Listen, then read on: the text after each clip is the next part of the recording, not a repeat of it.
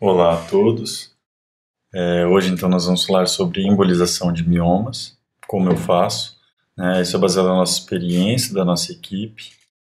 Então, inicialmente vamos falar sobre profilaxia infecciosa. Há inúmeros esquemas possíveis. O que nós utilizamos como regra geral é quefazol, 2 gramas dentro do seu anestésico, e quefazol endovenoso de 6 em 6 horas até a alta do paciente. Nós não fazemos antibiótico depois para casa. Quanto à anestesia, o paciente deve ser sedado para ficar confortável, né? E, como regra geral, nós fazemos com raquianestesia com doses elevadas de morfina, que pode ser de até 200 microgramas. Há também quem faça com anestesia peridural e, em alguns casos, a gente pode manter o catéter peridural para tentar fazer uma analgesia controlada pelo paciente por 24 horas. Em relação à sondagem vesical, esta deve ser sempre realizada por 2 motivos. Primeiramente porque o paciente, por causa dos opioides, tanto endovenosos quanto no neuroeixo, eles podem fazer disfunção urinária. Em segundo, porque a bexiga, se ela ficar repleta de contraste, ela ia tapar o útero, não nos permitindo a visualização do procedimento. Aqui, por exemplo, nessa imagem a gente consegue ver então a sonda vesical e uma bexiga com um pouco de contraste, que se essa estivesse repleta de contraste, já está bem na nossa frente. Quanto ao material utilizado, então esse é o material mínimo necessário, uma escopia com subtração e um intensificador adequado.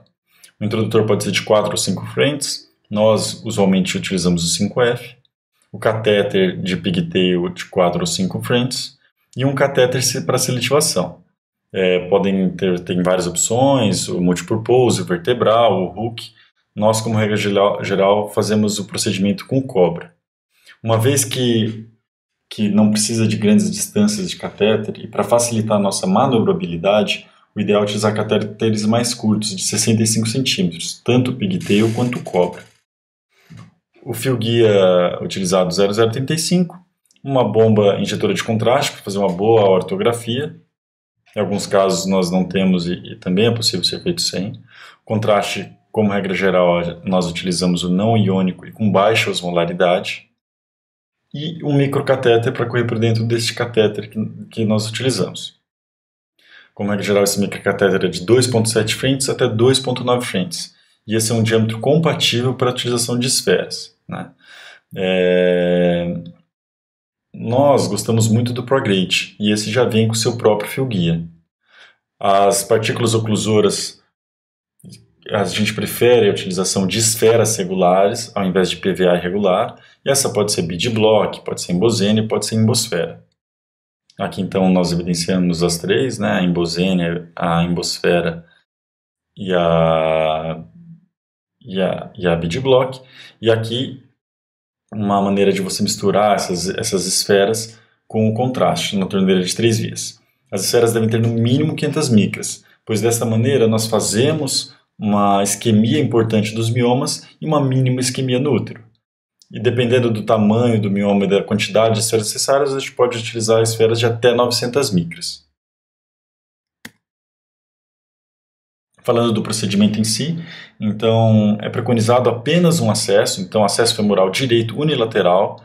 Deixamos o acesso bilateral exclusivo para casos em que a cateterização contralateral foi muito difícil, e daí nós estamos pensando em preservar a irradiação do paciente e do operador. Como é um procedimento rápido, hoje em dia nós temos um procedimento desse em torno de 30 minutos, não vemos mais a necessidade de realizar a heparinização sistêmica durante o procedimento.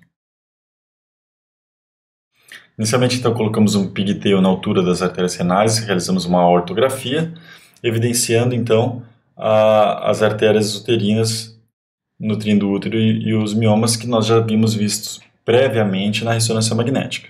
Importante essa localização do pigtail nas artérias renais, porque a gente pode também evidenciar algumas anomalias anatômicas. Por exemplo, nesse nosso caso, em que a artéria uterina direita ela emergia da aorta um pouco abaixo da artéria renal direita. Isso só foi possível ser visualizado em decorrência da ortografia na altura das artérias renais. Após nós realizamos então uma angiografia para ver a bifurcação ilíaca. Nesse momento nós colocamos a ampola 45 graus contralateral, na maioria das vezes, e nesse momento já utilizamos o catéter Cobra 2 de 65 centímetros para poder ver essa bifurcação da ilíaca comum. E através do roadmap, então nós cateterizamos a artéria ilíaca interna. Pela artéria ilíaca interna, então nós giramos agora a ampola no sentido ipsilateral para nós conseguirmos ver a bifurcação da ilíaca interna. A ilíaca interna, então, ela tem o tronco posterior e o tronco anterior, e a artéria uterina, geralmente, é um dos primeiros ramos que saem do tronco anterior. Ela, como regra geral, faz essa curva e sobe em sentido superior no abdômen. Com esse roadmap, então, nós conseguimos seletivar a artéria uterina. Devemos ter cuidado nessa seletivação. A artéria uterina ela é muito sensível a espasmo, então nesse momento não pode entrar com o catéter 5 frentes, e sim com o microcatéter de 2.7 a 2.9 frentes, e com seu próprio microguia, para evitar então o espasmo da artéria uterina. E nesse momento nós viramos novamente a ampola no sentido anteroposterior e fazemos então uma imagem dessa artéria uterina. Nesse caso podemos ver então um útero imenso, né, com as custas de mioma, e podemos identificar aqui embaixo o ramo cérvico-vaginal da artéria uterina. Como regra geral, para realizar a embolização, colocamos o microcatéter à frente desse ramo cérvico-vaginal. Devemos sempre nos atentar para algumas variações anatômicas da artéria uterina. Aqui, por exemplo, evidenciamos uma artéria uterina em que a artéria ovariana vinha exclusivamente dela. Isso pode acontecer em 4% dos casos, e uma embolização errônea dessa artéria uterina pegando esse ramo pode provocar menopausa precoce nesses pacientes. Durante então a embolização, com as esferas a partir de 500 micras, nós geralmente fazemos colimação com a intenção de diminuir a radiação para os ovários e a radiação para o operador. E vamos observando então essa injeção de contraste, não podendo ter refluxo para trás do microcatéter. E devemos atingir o endpoint, que é um momento em que só vemos o tronco da artéria uterina, geralmente com o ramo cérvico-vaginal preservado, e não vemos nenhum ramo secundário da artéria uterina. Então aqui nós evidenciamos um caso na imagem da artéria uterina pré e a imagem da artéria uterina pós-embolização, em que há somente o tronco evidenciado da artéria uterina. Para conseguirmos agora ir para o outro lado, fazer a embolização ipsilateral, geralmente nós fazemos a alça de Altman, em que nós empurramos o catéter Cobra contra alguma estrutura e para poder fazer uma alça, conforme evidenciado aqui no vídeo, dentro da aorta, e depois nós puxamos essa alça para o lado ipsilateral e, injetando contraste, nós conseguimos cateterizar a ilíaca interna ipsilateral. Essa injeção de contraste é importante para podermos evitar alguma lesão da artéria ilíaca comum e ilíaca interna, uma vez que nós estamos sem fio-guia.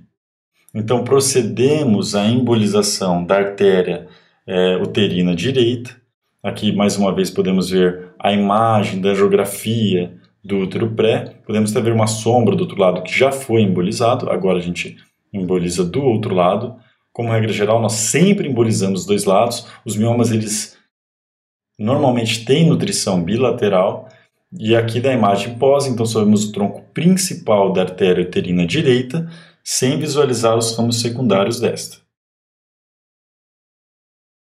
É importante, após o término da embolização bilateral, fazemos uma ortografia final. Para desarmar a alça de Waltman, nós empurramos então esse catéter para ele chegar até a aorta, colocamos o fio-guia para ir para a ilíaca contralateral, puxamos o catéter ficando o fio-guia dentro da aorta. Então colocamos o pigtail para fazer essa ortografia final. Aqui nós podemos observar um caso, a ortografia inicial, em que nós podemos evidenciar as artérias uterinas bilateralmente, e aqui a ortografia do mesmo paciente final, em que não visualizamos as artérias uterinas. Após o término do procedimento, então, orientamos sacar a sonda vesical de demora 12 horas depois. Orientamos o paciente a realizar deambulação precoce, E neste contexto é importante a utilização de um dispositivo de selamento para poder permitir essa deambulação do paciente. Caso contrário, colocamos um tensoplast, um curativo compressivo e 6 horas do paciente acamado. Hoje em dia, preconizamos sempre que o paciente passe pelo menos uma noite no hospital. Isso nos dá segurança e dá segurança para o paciente também, pois se ele tiver algum episódio álgico importante durante a noite, ele está dentro do hospital. E durante a sua internação, mantemos ele com analgesia com dipirona, anti-inflamatórios não esteroidais e opioides. Da mesma forma, para caso esse paciente saia com receituário com essas 3 medicações. Gostaria de agradecer a oportunidade do Fórum Vascular de apresentar a nossa experiência, o nosso passo a passo da ebulição de miomas, e fico à disposição para eventuais esclarecimentos. Obrigado.